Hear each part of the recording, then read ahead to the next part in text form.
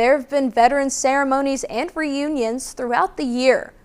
One of them was at the Keeter Center, where former crew members of an American destroyer ship reunited with some of the peoples whose lives they saved over 40 years ago. The Point's David Missoula has more. The veterans in this room are heroes, right? So that's why we're here tonight. These veterans reunited in September and reminisced about their time aboard the USS David R. Ray. It's such an honor to have other sailors that you worked with every day for 7 months straight. The David Ray traveled all over the West Pacific. The men on board ran weapon drills, greased the rails, and maintained all the bells and whistles. When you come aboard a ship, they do whistle the captain or the admiral on board, and Captain Sequist arriving. The Ray was designed to look for enemy submarines and destroy them with missiles. But in 1981, they made their greatest discovery above water. My crewman in the back says, "Hey, I've got a radar contact out here about 30, I think it was like 40 miles. He says, and I said, "Really? Let's get some training out of the way." He says, "Roger that." So he vectors around. As we got a little closer, sure enough, my other crewman, the crewman, he leans out, he says, "I think that's a boat, a Vietnamese boat." A Vietnamese boat full of around 50 refugees stranded in the South China Sea. Nothing like that had ever happened. Nobody on board the ship had ever came across some refugees. We instantly had to start adapting the ship. They gave them places to sleep and clothes to wear. This is after we picked them up. As you can see, they're all smiling. And that shirt's mine, that shirt's mine, that shirt was mine. Everybody gave them their pants, their shirts, their socks. 8 of these refugees and their families were at the reunion, including the captain of their boat, New Nguyen. He shared his reasons for fleeing communist Vietnam by boat, while Professor Lloyd Nguyen helped to translate. He's saying that compared to the freedom we have here in America, there's no such thing there in a communist environment. You have no freedom because the government tells you what to do. They tell you when to sleep, when to eat. I mean, it's essentially, you're no longer human. Professor Nguyen understands a little bit about their experience. He himself was a refugee from Vietnam. American soldiers evacuated his family during the fall of Saigon. Oh yeah, I mean, to this day, the Vietnam veterans, I tear up every time. And it sounds corny, but every time I see the American flag, I hear any type of patriotic songs, I tear up. Professor Nguyen was given a new life by Americans, just like the refugees who were on the boat and are now American citizens. They had many cargo ships just go right by them. And they were waving at them and trying to get their attention, and these ships just ignored them. And they were in a desperate situation. And then along comes the David R. Ray, a warship, and it saves these people. A destroyer and a savior. I want the gentleman from the USS David Ray to stand up because we want to applaud them for their service. Please stand up. This is David Missoula reporting from The Point. When an American flag becomes worn, U.S. flag code said it should be retired in a dignified way, usually by burning. The college held a ceremony to do just that, retire old flags. The Point's David Missoula was at that ceremony. These flags gathered there today are torn, tattered, and soiled from use.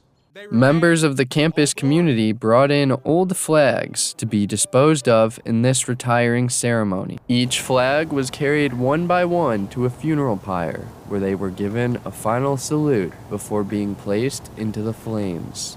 The use of fire to provide an honorary finish is something that dates far back in human history. The event was planned by students belonging to the Salute National Veterans Honor Society to show why the flag is significant for Americans.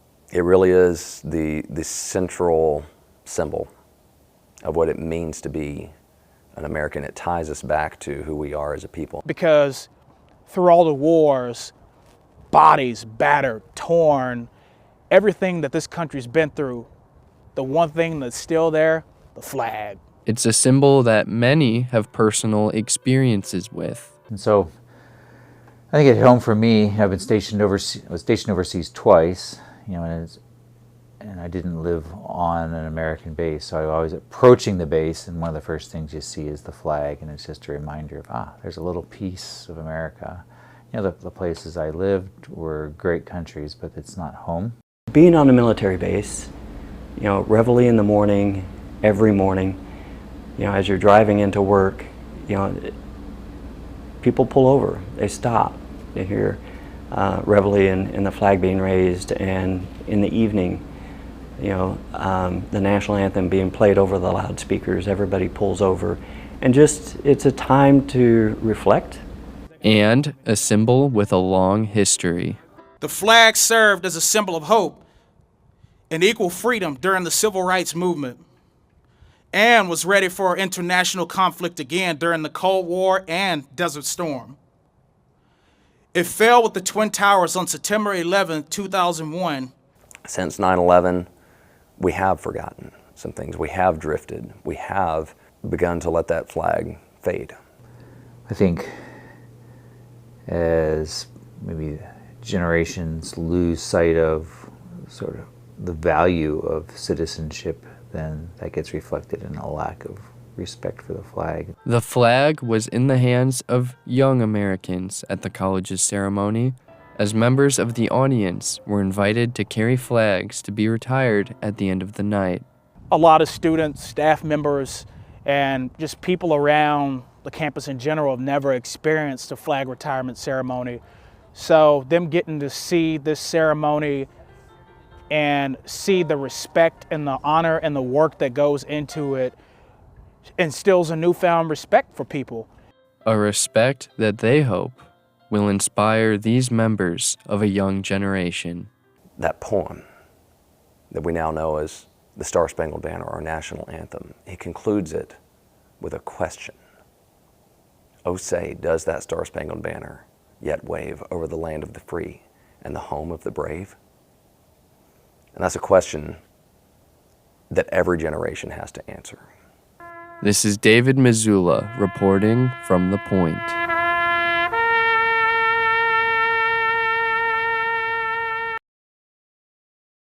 Recently, an exhibit at the Boger Art Gallery showcased the travels of a photographer. She's one of C of O's own. Gwen Simmons, the college's library director. The Point's David Missoula followed her story.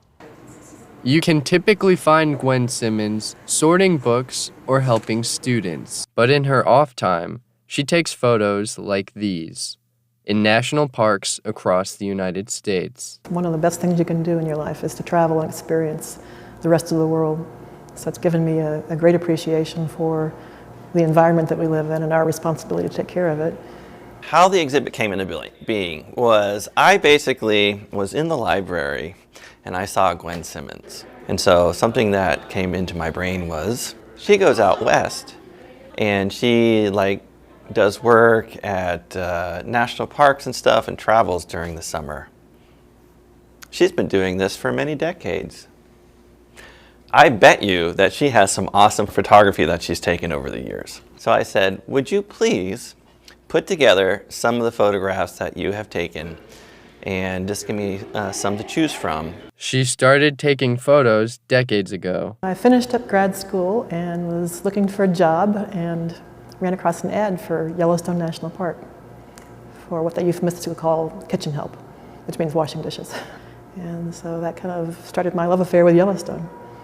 And so after that, I went back a few times for a vacation and then discovered that, there are other national parks out there too. So my goal now is to go to every U.S. national park. In places like Hawaii and the Grand Canyon. And this was the Grand Canyon 2 years ago.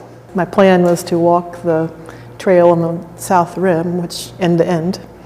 You can start anywhere you want to and then catch a shuttle bus back, but because it was still pandemic protocols, the shuttle buses were not running, and so I did my walk end to end and discovered the bus wasn't there, and so I was going to have to walk back, so it wouldn't be a 20-mile hike. And she's done it with no training in photography. I just consider it a hobby. It's not really a purposeful activity, but you know, I've always had a camera and taken a few pictures. It's like some people know how to do mathematics better than other people, just naturally. I think Gwen just brings a natural gift of composition to the photography that she takes. A gift shared with everyone who came to the exhibit. Well, I hope to inspire a few people to go out and see the parks, whether it be one of these or one that's near and dear to their own hearts. Getting to know Gwen, not just as the librarian, but as this, you know, singular woman who does these amazing things every summer and really just kind of lives an amazing life. That's the real power of this exhibition. Every picture can tell a story. Just looking at the picture itself can spur that interest and that desire to learn more about that place. And if you actually go there in person, you soon discover that there's a whole lot more to learn. A reminder that some stories can be told without words. This is David Missoula reporting from The Point.